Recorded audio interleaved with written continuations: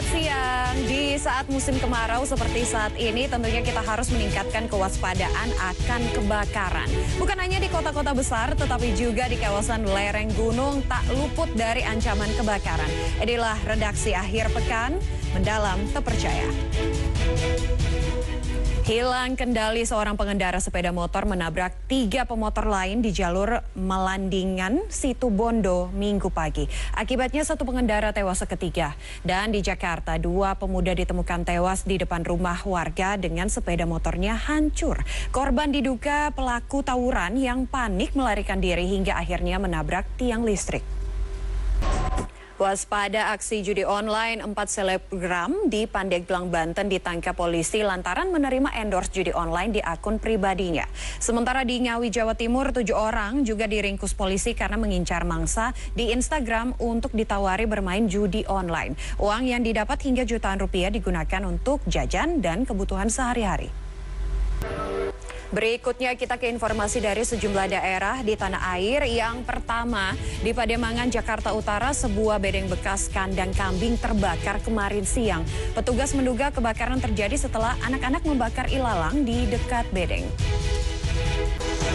Selanjutnya, petugas pemadam kebakaran mengangkut pasien dengan berat badan lebih dari 130 kg yang telah menjalani perawatan di rumah sakit dengan tanduk khusus menuju ambulans. Hal itu dilakukan karena rumah sakit tidak memiliki tanduk khusus yang memadai. Berikutnya ini terkait dengan sejumlah selebritas dan juga influencer tanah air yang mengikuti pertandingan Mobile Legends Bang Bang atau MLBB. Beralih ke informasi selanjutnya terkait dengan kebakaran hutan dan lahan di wilayah Kalimantan Tengah yang terus bermunculan. Bahkan titik api sudah sangat dekat ke permukiman warga. Kebakaran hutan juga terjadi di Gunung Sumbing, Jawa Tengah. Puluhan pendaki dievakuasi secara bertahap. Ketika sungai kering akibat kemarau, ini justru menjadi tempat wisata dadakan ratusan warga di Kota Madiun, Jawa Timur. Mereka bersantai sambil duduk lesehan di tepi sungai kering, mengisi waktu akhir pekan saat sore hari. Sementara itu di Lumajang ada ajang adu cepat kambing yang diikuti ratusan peserta.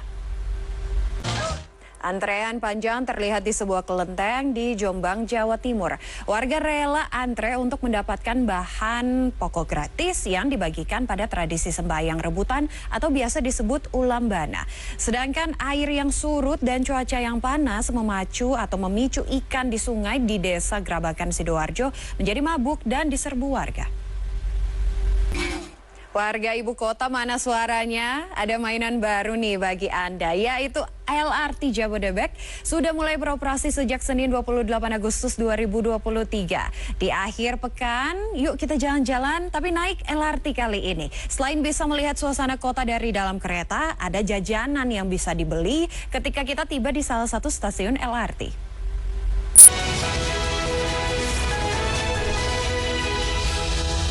Pada sehari menjadi kali ini, koresponden CNN Indonesia Roby Sofwan Amin bersama fotojurnalis Probo Kushartoyo mengajak kita jalan-jalan ke Kabupaten Pemalang, Jawa Tengah. Nah, di tempat ini kita bisa melihat perkebunan nanas madu dan juga belajar cara membudidayakannya. Selain itu, kita juga bisa belajar berbagai macam produk olahan nanas dalam sehari menjadi.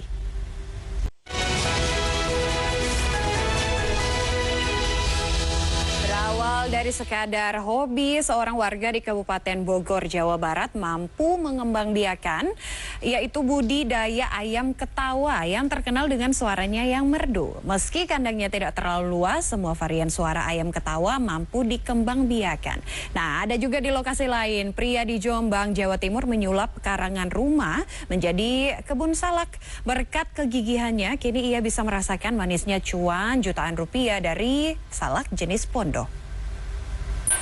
Selanjutnya kami ajak Anda jalan-jalan ke Bandung, Jawa Barat yang dikenal sebagai surganya wisata kuliner. Tak hanya masakan khas Sunda, tapi juga beragam masakan dari daerah lain ada di sini. Ada rumah makan Padang yang viral yang menyajikan dendeng daging sapi yang dalam sehari bisa habis 20 kg.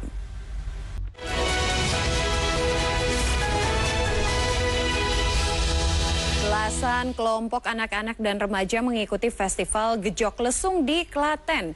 Inilah ajang untuk mengenalkan potensi desa setempat dan melestarikan kesenian tradisional. Nah, ada juga di Kabupaten Jombang yang gak mau ketinggalan melestarikan kebudayaan lewat Jombang Culture Carnival yang diselenggarakan pada Sabtu malam.